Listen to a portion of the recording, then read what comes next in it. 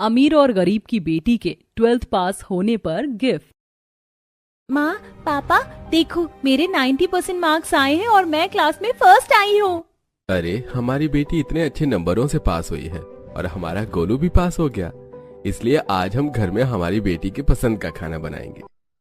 बेटी के अच्छे नंबरों से पास होने की खुशी में रात को सपना की पसंद का खाना बनाने का फैसला किया जाता है। तो वहीं कुछ ही देर में दिशा भी अपना रिजल्ट लेकर आती है और उसके माता पिता घर पर नहीं होते और वो अपनी केयर टेकर अर्चना के फोन से अपने माता पिता को फोन करती है। माँ पापा मेरे 89% मार्क्स आए हैं और मैं क्लास में फर्स्ट आई हूँ। बेटा मैं और पापा दोनों ही ऑफिस में हैं और काफी बिजी हैं, पर हमने तुम्हारे लिए एक सरप्राइज प्लान किया है। रात को तुम्हें तुम्हारा गिफ्ट मिल जाएगा। अपनी माँ से बात करके दिशा उदास अपने कमरे में जाती है और एक डायरी में अब्रॉड की कुछ फोटो कट करके लगाने लगती है। दीदी ये तुम क्या करती रहती हो? राजू मुझे यहाँ अच्छा नहीं लगता। देखना तुम, जब मैं बड़ी होंगी तो मैं अब्रॉड जाऊंगी, वहीं रहूंगी, वहीं अपनी आगे की पढ़ाई करूंगी, क्योंकि माँ पापा के पास तो हमें देने के लिए कुछ है ही नहीं। अब रात को शीतल अपने पति विवेक के साथ घर आती है और घर आते ही अपनी बेटी की प्यारी सी ड्रेस गिफ्ट करती है और ये सब अपने घर के बाहर खड़ी सपना अपने भाई के साथ देख रही होती है। मेरी बेटी इतने अच्छे नंबरों से पास हुई है, इसलिए मैं और तुम्हारी माँ तुम्हारे लिए एक प्यारी सी फ्रॉक लेकर आई है। कैसी लगी फ्रॉक? दीदी के लिए फ्रॉक और मेरे लिए कुछ भी नहीं। तुम्हारे लिए भी शर्ट पैंट लेकर आए हैं और आज हमने सोचा है कि आज हम लोग बाहर डिनर करने जाएंगे। साथ में डिनर करने की बात सुनकर दिशा खुश होती है और कुछ देर में वो लोग अपनी गाड़ी में बैठकर डिनर करने के लिए चले जाते हैं। पर यह सब देखकर सपना काफी उदास होती है। दिशा कितनी खुशनसीब है ना, वो कितनी अमीर है, वो भी अच्छे नंबर से पास हुई है और मैं भी अच्छे नंबर से पास हुई हूँ। पर फिर भी देखो हमारे घर में सिर्फ हमारी पसंद का खाना बना, पर उसके माता पिता ने उसे गिफ्ट में ड्रेस दी और बाहर डिनर के लिए भी लेकर जा रहे हैं। पर हमारे माता पिता हमारे लिए कुछ नहीं करते कि हम भी बाहर डिनर पर जाते। अपने भाई से बात करके सपना को थोड़ा हल्का महसूस होता है और वो अंदर चली जाती है। तो वहीं डिनर के समय शीतल और विवेक खाना नहीं खाते और बिजनेस के सिलसिले में अलग टेबल पर अपनी मीटिंग कर रहे होते हैं, जो देख दिशा को बिल्कुल अच्छा नहीं लगता और वो अगले दिन सपना से मिलने उसके घर जाती है और अपने गिफ्ट के बारे में बताती है, जिसे जानकर अब सपना ज्यादातर समय उदास रहती और अपनी बेटी को उदास देख आशा गोलू से पूछती है, क्या हुआ तेरी दीदी को? 2-3 दिन से बड़ी उदास नजर आ रही है। आपको पता है दिशा के माँ पापा ने 8th क्लास पास करने पर दिशा को ड्रेस गिफ्ट किया और वो लोग रात को डिनर के लिए भी गए। ऐसा सरप्राइज आप मुझे और दीदी को क्यों नहीं देते? हमें भी ऐसा सरप्राइज चाहिए। गोलू की बात सुनकर आशा और बिरजू दुखी हो जाते हैं और रात को जब पूरा परिवार खाना खा रहा होता है तो बिरजू अपनी बेटी से कहता है, तेरी माँ सिलाई करती है, अपनी माँ से बोल देती तुझे कैसी ड्रेस चाहिए।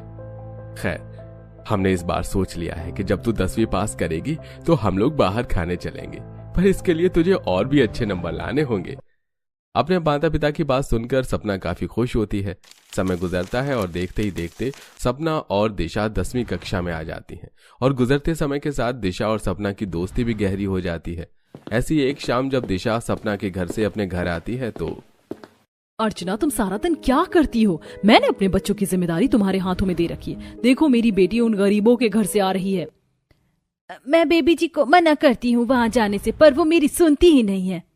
दिशा तुम्हें उस गरीब के घर जाने की जरूरत नहीं।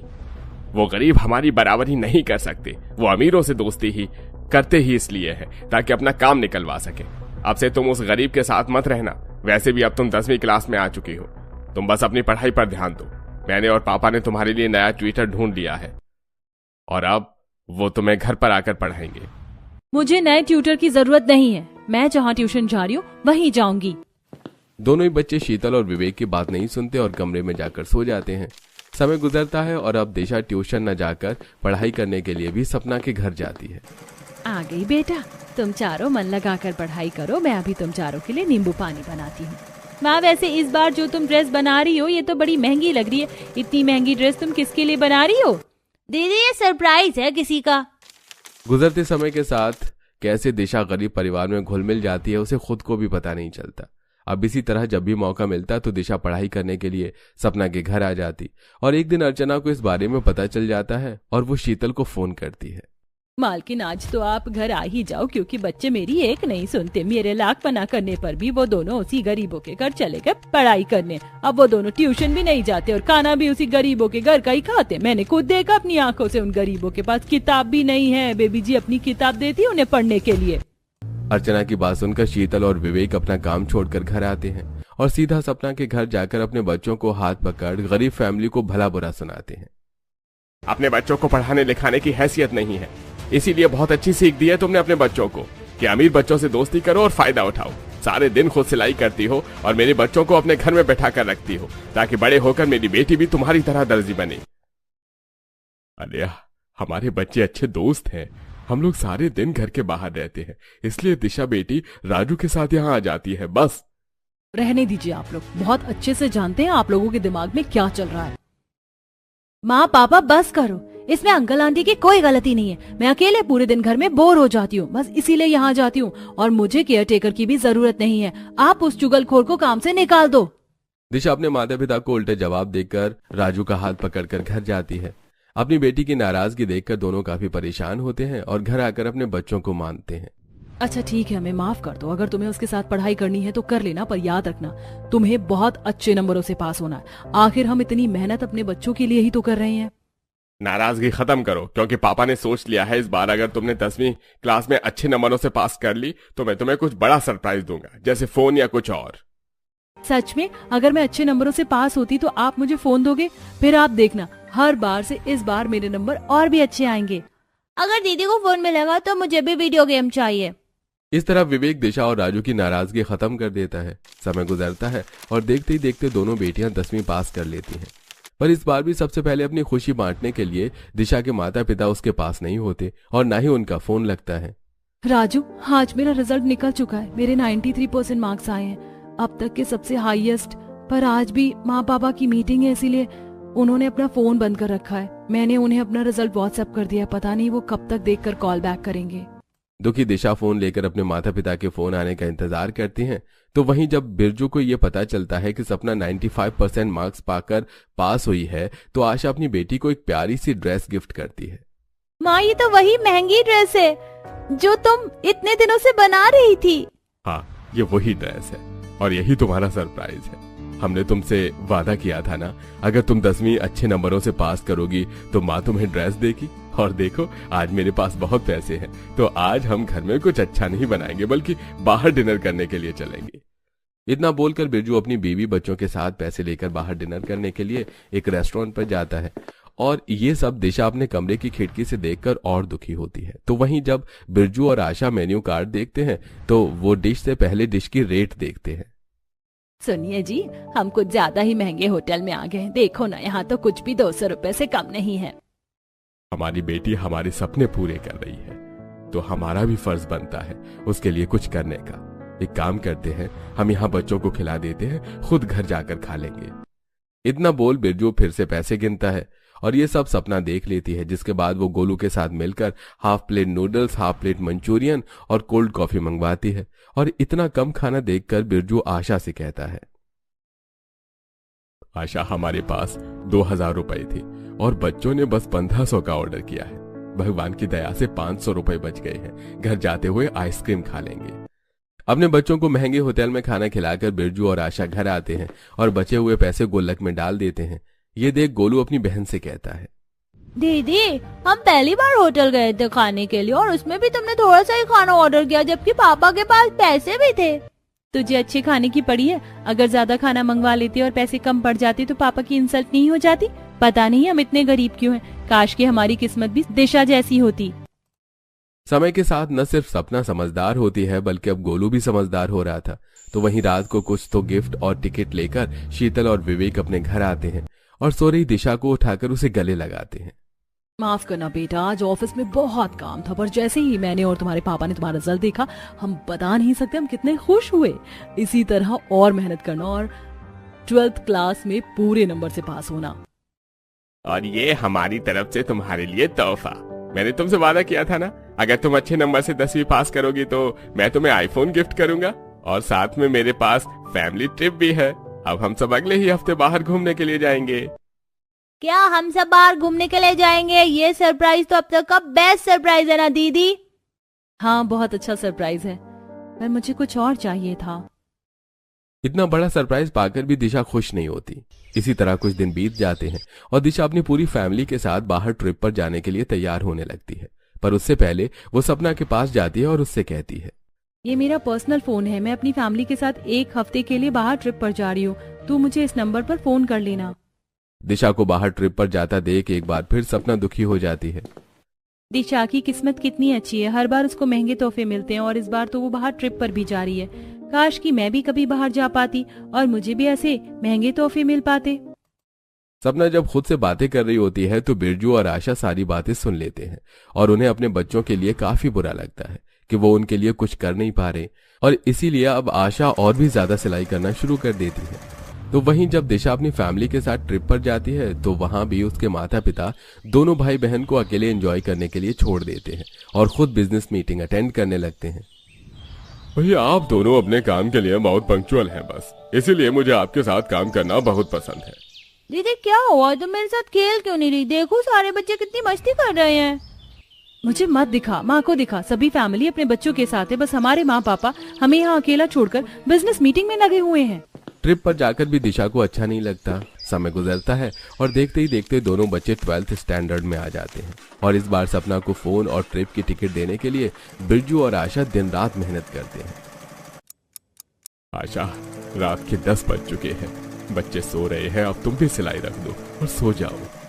सिलाई करना तो बहुत जरूरी है, मुझे इस साल अपनी बेटी को 12वीं पास करने पर फोन देना है क्योंकि 12वीं के बाद उसकी स्कूल की पढ़ाई पूरी हो जाएगी और मैं इस बार उसे सबसे अच्छा गिफ्ट देना चाहती हूँ।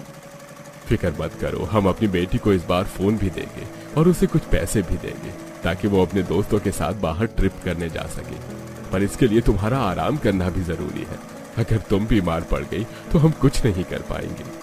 बिरजू के कहने पर आशा सिलाई का काम छोड़कर सो जाती है तो वहीं शीतल और विवेक काफी परेशान रहने लगते हैं। हम अपने बच्चों के लिए इतनी मेहनत कर रहे हैं और हमारी दिशा है जो हमसे दूर दूर रहने लगी है, मुझे तो कुछ समझ नहीं आ रहा। दोनों के पेरेंट्स अपने बच्चों को एक अच्छी जिंदगी देने के लिए काफी मेहनत कर रहे थे। ऐसे ही एक रात शीतल दिशा से बात करने के लिए पहली बार रात के 12 बजे उसके कमरे में जाती है और दिशा को सोता देख वहां से जाने लगती है। पर तभी उसकी नजर डायरी पर पड़ती है और वो डायरी ले जाकर विवेक को दिखाती है। ये देखिए जी, हमारी दिशा तो हमें कुछ बताती ही नहीं, पर मुझे उसके कमरे से क्या मिला? हमारी दिशा इंडिया में रहना ही नहीं चाहती, वो तो अब्रॉड जाकर पढ़ाई करना चाहती है, वहीं जॉब करना चाहती है। हम इतनी छोटी सी बात अपनी बच्ची की समझ नहीं सके। आखिर हम इतने पैसे इसीलिए तो कमा रहे ताकि उसके सपने पूरे कर सके। अगर वो अब्रॉड जाना चाहती है तो हम 12th पास करते ही उसे अब्रॉड भेजेंगे और यही उसका सबसे बड़ा तोहफा होगा। समय गुजरता है, सपना और दिशा 12th कक्षा में आ जाती हैं। जहां बच्चे जी जान लगाकर पढ़ाई कर रहे होते हैं तो वहीं दोनों के पेरेंट्स अपने बच्चों के अच्छे भविष्य के लिए और भी ज्यादा मेहनत करते हैं। समय गुजरता है और एक दिन दोनों ही बच्चों का रिजल्ट आता है। माँ पापा देखो, मैंने 12वीं 99% से पास किया है और मैंने पूरे स्कूल में टॉप किया है। मैं जानती थी तो इस बार भी बहुत अच्छे नंबरों से पास करेगी, इसीलिए तेरे पापा और मैंने तेरे लिए एक सरप्राइज प्लान किया है। तेरे पापा बस आते ही होंगे। कुछ ही देर में बिरजू साइकिल से घर आता है और अपने थैले से फोन निकालकर अपनी बेटी को देता है। अब तुम बड़ी हो गई हो, अब तुम घर से स्कूल नहीं कॉलेज जाओगी। कुछ दिनों बाद तुझे बाहर भी जाना पड़ेगा। अब मैं चाहता हूँ कि तू पूरी दुनिया घूमे। सभी बच्चों के पास फोन है, इसलिए मैंने तेरे लिए फोन ले लिया। अगर तेरे पास पहले फोन होता तो तू हमें ये खुशखबरी और जल्दी दे पाती, मुझे किसी और से फोन न मांगना पड़ता। अपने माँ बाप को माफ कर दे बेटा, हम तेरी ख्वाहिश पूरी नहीं कर पाते। अरे आप सिर्फ फोन ही देंगे या पैसे भी देंगे? हमारी बेटी ने 12वीं कक्षा भी पास कर ली है। हाँ भाग्यवान, याद है मुझे। बेटी ये पूरे 7,000 रुपए हैं। इन पैसों से तू अपने दोस्तों के साथ घूमने जाना। मैं किसान और तेरी माँ दर्जी, हम तेरे साथ कहाँ नहीं जाएंगे। बस हमसे कुछ छुपाने की जरूरत नहीं है। मन में कुछ भी हो तो हमें बताना, हम अपनी बेटी की सारी ख्वाहिश पूरी करेंगे। नहीं पापा, अब मुझे आपसे कुछ नहीं चाहिए। आप लोगों ने मेरे सपने पूरे कर दिए। मैं जानती हूँ आप मेरे महंगे शौक पूरे नहीं कर सकते, पर आपने मुझे इस काबिल बना दिया है कि अब मैं अपने शौक खुद पूरे कर सकूं और आप लोगों की जिम्मेदारी भी उठा सकूं। पहले मैं नादान थी ना, समझ नहीं थी, बस ये सोचती थी कि मेरे माँ बाप कुछ कर नहीं सकते, पर आज समझ में आ रहा है माँ बाप अमीर हो या गरीब, वो अपने बच्चों की खुशी और सपनों को पूरा करने के लिए किसी भी हद तक जा सकते हैं। जिस सपना को हमेशा से अपनी गरीबी और अपने गरीब माँ बाप से शिकायत थी, आज उसकी सारी शिकायतें खत्म हो जाती हैं और बढ़ती उम्र के साथ उसमें समझ भी आ जाती है। तो वहीं पहली बार शीतल और विवेक अपनी मीटिंग छोड़कर घर आते हैं और अपनी बेटी का रिजल्ट देख उसे अब्रॉड की टिकट देते हुए कहते हैं, तो कैसा लगा अपने पेरेंट्स का सरप्राइज तुझे? पहले हमने तेरा रिजल्ट ऑनलाइन चेक कर लिया था बस इन टिकट को लेने में समय लग गया। तो अब्रॉड में पढ़ना चाहती है ना, इसीलिए हमने तेरी टिकट करवा दी, अब तो अब्रॉड जाना। दिशा हमेशा से अब्रॉड जाना चाहती थी, पर आज अब्रॉड की टिकट पाकर भी खुश नहीं होती और वो उदास अपनी गरीब दोस्त से मिलने उसके घर जाती, जहां वो अपनी गरीब दोस्त को अपने परिवार के साथ खुश देखकर उससे कहती है, काश कि मेरे माँ पापा भी तुम्हारे माँ पापा की तरह होते, मुझे हमेशा अपने पास रखते। पर देखो 12वीं पास करने पर उन्होंने मुझे क्या गिफ्ट दिया। वो चाहते हैं कि मैं उनसे दूर हो जाऊं और बाहर जाकर आगे की पढ़ाई करूं, जबकि मुझे उनका हमेशा के लिए साथ चाहिए था, ना कि महंगे तोहफे। विवेक और शीतल दिशा को सपना के घर देख वहां जाते हैं। हमने आप लोगों से कितनी बार बोला है हमारे बच्चों से दूर रहो, पर अच्छा है जो अब हमारी बेटी विदेश जा रही है। अब तुम गरीबों का मेरी बेटी पर साया भी नहीं पड़ेगा। विवेक जी, ये लोग तो जल गए होंगे, क्योंकि 12वीं पास करने पर भी ये लोग अपनी बेटी को सिर्फ एंड्रॉइड फोन दे सके और हमने अपनी बेटी को अब्रॉड जाने जैसा महंगा और अच्छा गिफ्ट जो दिया। बस करिए आप दोनों, दूसरों को सुनाने से पहले अपने गिरेबान में झांकिए। आपको क्या लगता है आपके महंगे गिफ्ट से मैं बहुत खुश हूँ? ये तोहफा अब तक का सबसे घटिया तोहफा है। मुझे तोहफे के रूप में आपका साथ, आपका प्यार चाहिए था, जैसे सपना के माता पिता ने सपना को दिया। पर आप दोनों के पास तो मेरे लिए समय ही नहीं है। और आज भी आप लोगों की खुशी के लिए जब मैं 98% मार्क्स से पास हुई, तो भी आप लोग मेरे साथ ना रहकर मुझे दूर भेजने की बात कर रहे हैं।